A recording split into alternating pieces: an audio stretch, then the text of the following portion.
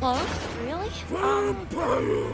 We take your candy! Count Dracula. I am Dracula. And I bid you welcome, Mr. Hunt, to my house. Come in. Our first award goes to the vampire for most blood drained in a single evening. The strength of the vampire is that people will not believe in him.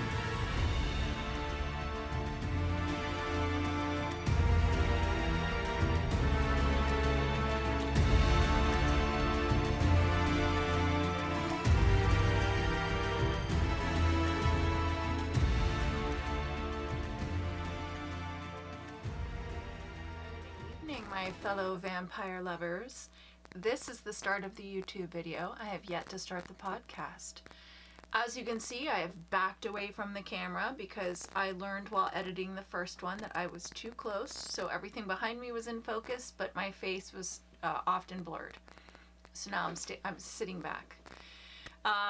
Let's see, already listened to the opening title to get myself into the swing of things. Already tested the mic, which I'm glad I did because it was tinny. I had to restart the computer and now it's back to where it needs to be.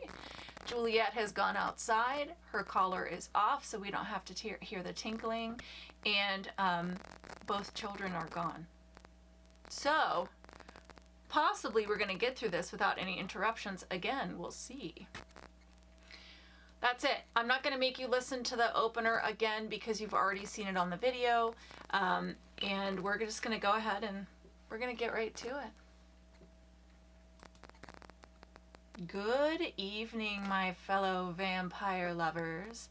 The sun is going down and you know what that means. It's time for me to record another episode of my podcast, The Beautiful Dead. As always, I'm your host, Lena Nazari. If you've never been here before, easy. Just go to lenanazari.com. There's links to all my social media. There's a way to email me. You can see everything I've been up to and will be up to in the future as far as appearances goes. And there's an opportunity to sign up for my street team or also to be part of the Fanged family. We're just going to go ahead and dive right in. So this evening, my energy is brought to you by Bella Lugosi's Ashes, which is from the Vampire Tea Company. And no, they don't sponsor me. I'm not getting paid for this or anything, but that's what I'm drinking. I thought I would share it with you. It's delicious, by the way. It is a loose tea, so you have to put it in one of those tea balls. And I do have one for sleep, but this one is caffeinated, which is what I need at this point in time. So that's what I am drinking this evening. So for those of you who have been following me for a while, you will know that the last 6 months of 2022, I had a tarot reading and I had a card for each month, and I updated you guys on all of that. And then I said I was going to do it again. But here's the thing. I have a tarot deck. I do tarot. I don't know why I paid someone else to do it. I don't know. So I have my trusty tarot deck here with me right now. And yes, I do have Vampire Tarot, but I'm going to go back to my standard OG tarot because I just like it the best. So let's go ahead. We're going to do this live on camera or on mic if you're not watching me on YouTube. We have the Page of Wands. So we're going to say this is for January. For those of you who don't know, the Page of Wands is about, when he's upright, is about sort of like taking life by the horns and taking advantage of every opportunity that's out of there. A lot of times it's like thinking outside of the box. It's about being excited and thinking new things, doing things in a new way while you continue to work towards your goals, but also keeping your eyes open for opportunities that are out there, which is interesting because, of course, January, I went to New Orleans. That's how I started January. Met a lot of great people, had a great time, and then started the YouTube channel. So that kind of lines up. So there you go. Page of Wands. I like it. So we will keep this in our mind here for January. Maybe this will apply to all of you as well. So the Page of Wands. So we'll do this again in the beginning of February. So I have to keep my eyes open for opportunities because it's only the middle of January. There's still more to come, I believe. especially because those of you who've been following me know I'm currently trying to get an agent for these books, so maybe that's a sign. I don't know. Okay, this evening, what are we talking about? I'm excited about this one. We're talking about Vampires Suck. So I am one of those people, I have no problem saying when I'm wrong. This one has been on my list since I started the podcast. It's been sitting in my watch list for I don't even know how long. Long enough that it used to be free, and then I ended up having to pay $3.99 or $2.99 maybe. But I was determined to go ahead and do it. And I thought it was going to be terrible. I was wrong. So let's get into this. If you haven't seen it, massive spoiler alerts. I'm going to tell you everything. I'm going to tell you the ending, who hooks up with who, all that stuff. So massive spoiler alert. So it's on you. Let's do a summary for those of you who haven't seen it. This is I got this off of Wikipedia, and this literally tells you exactly what happens in the movie. So let's do it. Edward Sullen strips off his clothes during the St. Salvatore festival while Becky Crane rushes to stop him. While running through a fountain, she accidentally splashes water around, causing people to party in the fountain and thus stopping Becca. In the flashback, Becca Crane moves to the Pacific Northwest town of Sporks to live with her clueless father, Sheriff Frank, after her mother starts an affair with Tiger Woods. Meanwhile, a killing spree is attributed to the Canadians, but the real perpetrators are a group of vampires, usually mistaken for the Black Eyed Peas. Becca quickly befriends many students at her new high school, including Jennifer. She is also intrigued by the mysterious and aloof. And there we go. We have our first interruption, the clickety-clack of Juliet's feet. But I think she's about to settle down. She's going to settle down. So I will edit this out of the podcast, but you guys get to see me start again. Meanwhile, a killing spree is attributed to the Canadians, but the real perpetrators are a group of vampires usually mistaken for the Black Eyed Peas. Becca quickly befriends many students at her new school, including Jennifer. She is also intrigued by the mysterious and aloof Edward Sullen, whose odd behavior perplexes her during her biology class. Later, when Becca is nearly struck by a van in the school parking lot, Edward stops the vehicle by thrusting another student in its way. Becca later dreams Edward was in her room. In truth, he is, but is repulsed by the things that she does while sleeping. After much research and thought, Becca confronts Edward and tells him she thinks he is one of the Jonas Brothers. Edward corrects her, saying he is a vampire, but that he only consumes animal blood. Despite the danger of being around a vampire, Becca agrees to go to prom with Edward. Later, Becca and Edward kiss passionately in her room. Becca attempts to seduce Edward into having sex, but he abstains. On Becca's birthday, Edward introduces her to his family of vampires. While unwrapping a gift, Becca gets a paper cut. Edward's brother Jeremiah attempts to bite her but is knocked away. To keep his family away from Becca, Edward distracts them and takes her out to the woods. He then proceeds to break up with Becca, who throws a tantrum after he leaves. Much to her expectance, Becca is attacked by 3 nomadic vampires, but Edward intervenes and saves her. Edward's departure leaves Becca heartbroken for months, but she's comforted by her deepening friendship with her childhood friend Jacob White. When Becca is accosted in the woods by the nomadic vampires again, Jacob transforms into a chihuahua as his werewolf pack arrives to save her. Meanwhile, Edward has moved to Rio and is now dating Lady Gaga to get over losing Becca. He is later informed by his sister Iris, via her gift of prophecy, that Becca killed herself. Edward becomes depressed and decides to provoke the Zolturi, a powerful and narcissistic vampire coven, into killing him by exposing himself in the sunlight in front of humans, thus exposing the existence of vampires. Iris has another vision of Becca's survival after he leaves, but is unable to warn him. Iris arrives at Becca's house and tells her that she has to save Edward by showing him that she is still alive. To Becca's shock, the Zolturi are currently partying at the prom due to the St. Salvatore theme.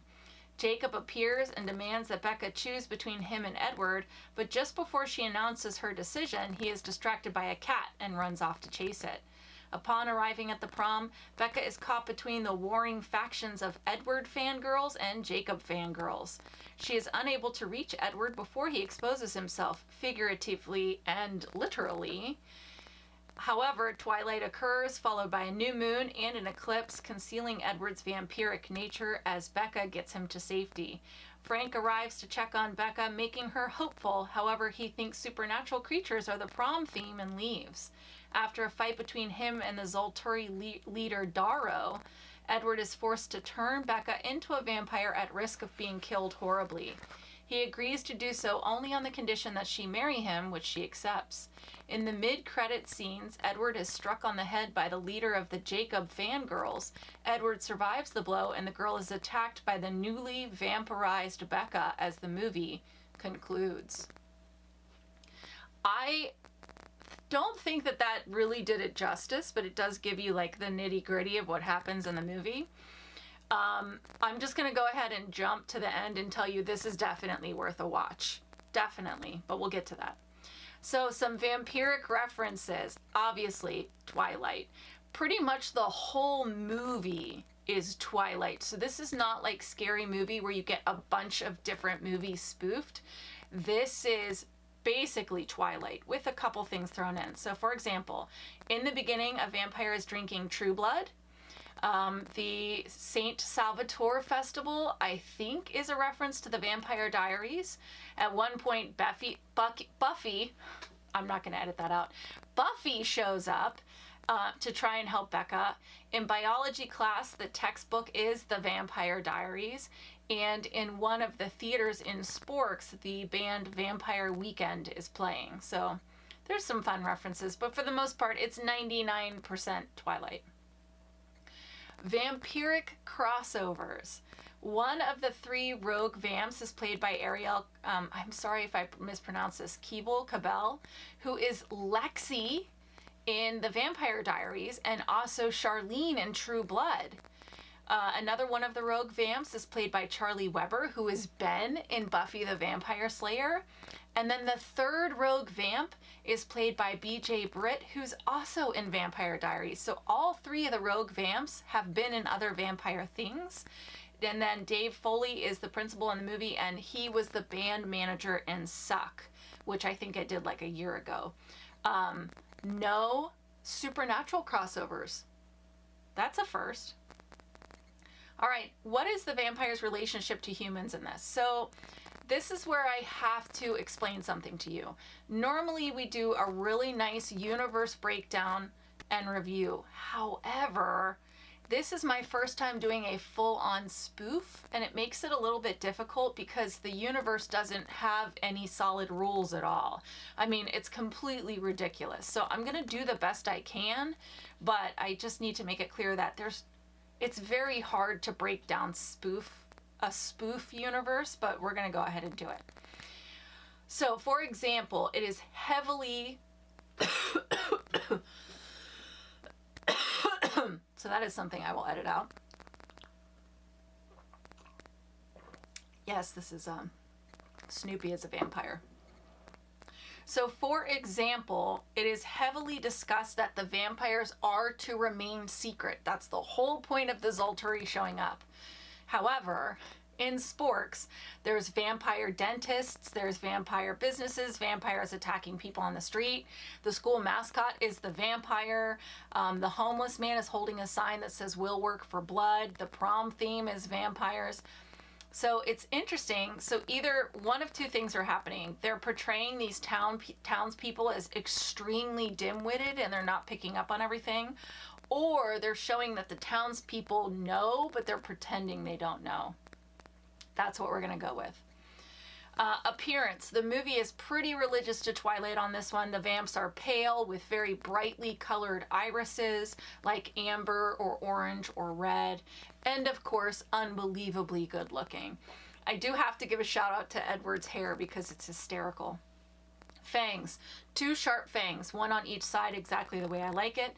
They are retractable. They seem to be triggered by strong emotions or the need to feed. Blood is obviously a thing in this. They do need blood. We get this wonderful parody in the birthday scene where Rebecca cuts her finger and Jasper tries to attack. Oh, but he's not called Jasper in this. He's called Jeremiah. Food. So, a little bit different. In this, we see Edward drink a Slurpee, he eats ice cream, and he drinks alcohol. So that's different from the original. In the original Twilight, the vampires don't eat food, but in this one, apparently they do. Sunlight. I mean, what kind of Twilight spoof would this be if they didn't sparkle in the sunlight? There's a hysterical bit where Edward gets naked and his nether regions is a big disco ball, which is hysterical. And I read behind the scenes that the actor literally had it on him, and that was him stripping with a disco ball on him, which is, hey, if you're gonna do it 100%, right? So, sleep. It is mentioned to Becca on the first day that the Sullens sleep in coffins, so we know that. Holy items are never referenced. The rules. So again, this is what I mean about not being able to like fully break down the universe, because it's a spoof. It's really, really over the top. It doesn't really stick to the rules at all. We know that the vampires are not supposed to reveal themselves because that's the whole reason the Zolturi shows. And we know that they can turn children because there is a little girl vampire in the beginning.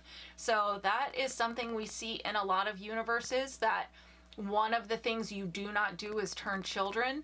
However, in What We Do in the Shadows and in this one, we see a child vampire. So that's not a rule. Powers. The Alice character, who I believe is called Iris in this one, does have the power of visions, just like in the original. It is explained that not all vampires have powers. All of the vampires are fast and strong and can heal wounds very quickly. Edward is able to sort of send his essence to Becca when she's in danger. We see this in the original and we see it in the spoof. I guess we'll call that astral projection. But he is able to do that. Let's see, how are they made? There is a toxin in the saliva of the vamp that turns the humans rather quickly. So after being bit, if the human is not dead, you would have to suck the venom out or the human will turn. So that was the same in the original as in the spoof as far as how they're made. How do they die? The one vampire that we see killed is beheaded. Edward gets a spike to the side of his head and survives, so the only thing we know for sure is beheading. However, when the Buffy character shows up and says that she's there to help, she has a stake. So she's a hunter. We can assume she knows how to kill these vampires, so we can assume a staking will work, but we never see it. Heartbeat or breathing. We know that their skin is cold, but they don't address heartbeats or breathing in this version. Tropes I love and tropes I hate. For those of you who have listened to me for a while, you know that I have a love-hate relationship with the trope of the human cutting their finger, cutting their hand, and the vampire reacts and has to hide their reaction or hold back. For this one, it was a love. I loved the way that they did it here. It was so over the top. It was dramatic. The blood was dramatically squirting out of her, which was hilarious. It made me chuckle. Tropes I hate. There it is. Hissing. Lots of hissing. Lots of hissing. So for those of you watching the YouTube video, obviously I add the hiss later on, so you're going to see this unedited. I understand the reason they're doing it. It's a spoof, so how can you really judge the ridiculousness of it? But there's a lot of hissing in the movie, and after a while I was like, huh. But it works because the whole point of spoofs is to call out and make fun of tropes. So with this, you can't even be mad that they're doing it because that's the whole point, is that they're calling out tropes. Are they good or are they bad? We've talked about this I don't know how many times in this podcast. These vampires can choose to be good or to be bad. The Sullens, as we know, don't hurt humans. They feed off of animals, don't eat blood, whatever.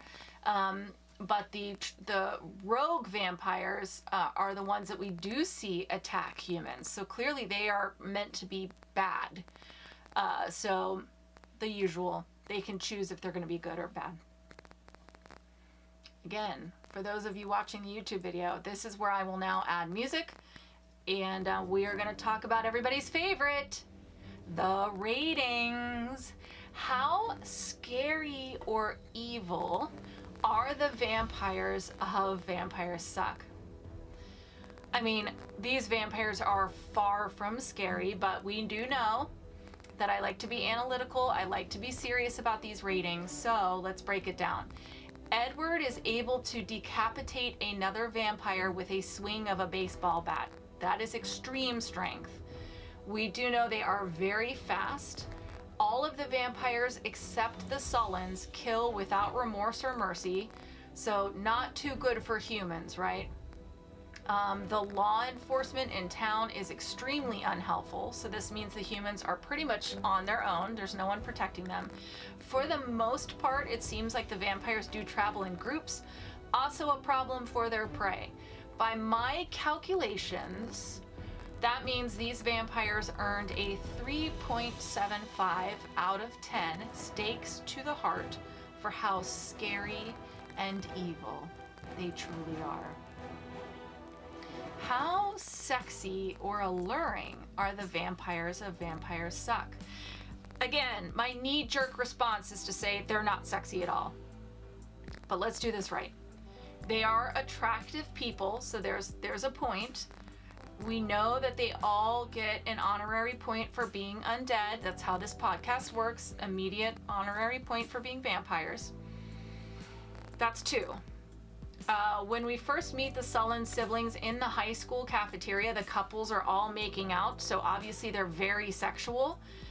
To the contrary, the bedroom scene with Becca and Edward is extremely awkward, and it's clear that he is not interested in sex at all.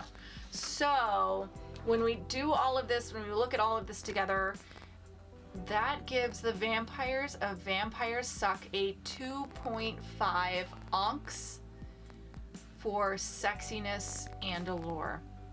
Don't blame me. This is calculations. That it is what it is. All right, my thoughts. So the timing worked out that Eclipse was coming out the same year that this movie came out. And this one has a meta quality to it because they do reference Stephanie Meyer's Twitter, and all the girls in the movie are going to see Eclipse in the movie theater, and there's a hysterical bit where they're coming out and they ruin it for all the people in line. It is a typical spoof. It's lots of slapstick humor, lots of sex jokes. Like I said, one of the things I love about spoofs is that the ridiculous tropes are called out. They're usually verbalized, and that does happen in this a lot. The girl who plays Becca has Kristen Stewart's mannerisms down to a T, which is very funny. The costumes are dead on. See what I did there? Lots of vampire jokes, which you know I appreciate. Jacob is played like a pathetic boy in love with someone that he'll never have, and it's perfect. It's perfect. I, again, had this on my watch list for such a long time. I thought it was going to be hard to watch. I thought it was going to be one of those movies that I had to force myself to finish to be able to talk to you guys about it. Imagine my surprise when the movie finished and I wished it had kept going. I could have watched it for another hour. I wish there had been more of the Sullens. We really only see just a tiny bit of the Sullens. Obviously a lot of Edward, but I would love to have seen more of the Sullens. The siblings are fantastic. I actually laughed out loud multiple times, but here are some of my favorite moments. When Becca asks Jacob, "Why are you taking off your shirt?" he said, "Because the contract says that I have to get shirtless for every 10 minutes of screen time." Which was, I laughed out loud. The Sullen family hosting a blood drive at the high school, very funny. The Team Edward and Team Jacob girls fighting each other was hysterical. Buffy getting maced, hysterical. When Becca is doing dangerous things to get Edward to come back to her, one of the things she's doing is drinking milk, even though she's lactose intolerant, which, as somebody who understands that, again, made me laugh out loud. And then when Jacob has his long hair dips off camera, dips back on, and has short hair and nobody ever explains it. That made me laugh out loud.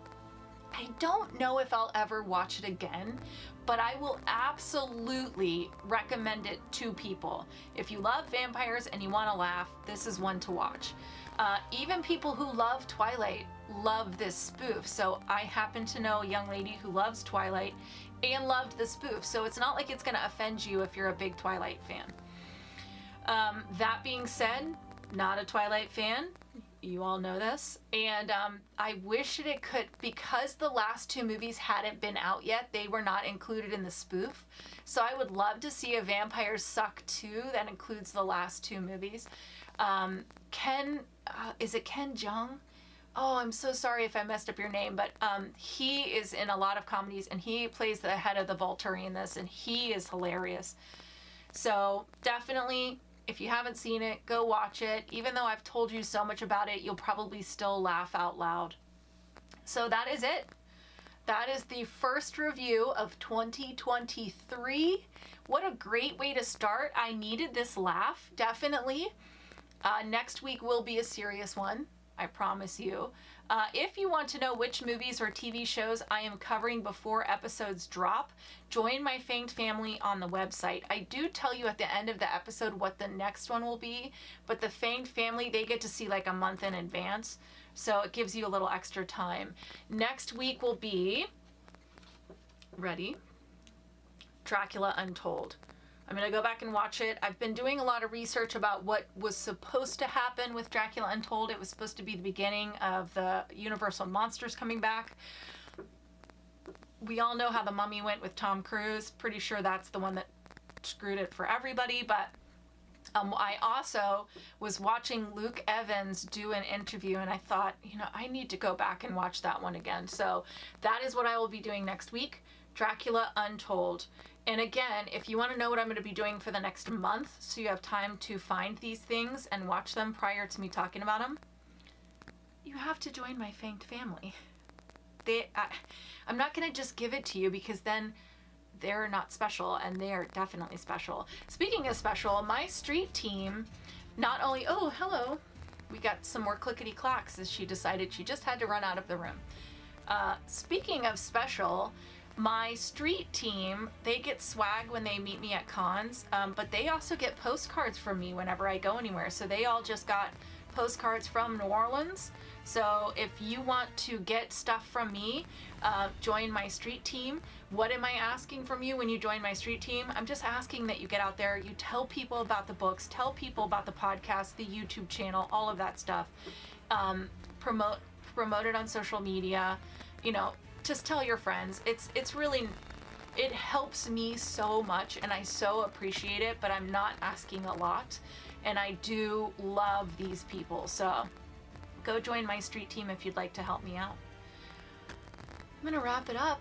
I think that was a pretty nice little episode. It's hard to do spoofs. There's not a lot to talk about, but we had some fun. I had some Bela Lugosi's ashes, which is delicious. We pulled our tarot card, so that was very exciting. And that's it for me this evening. I wish you wicked hugs and bloody kisses. Good evening.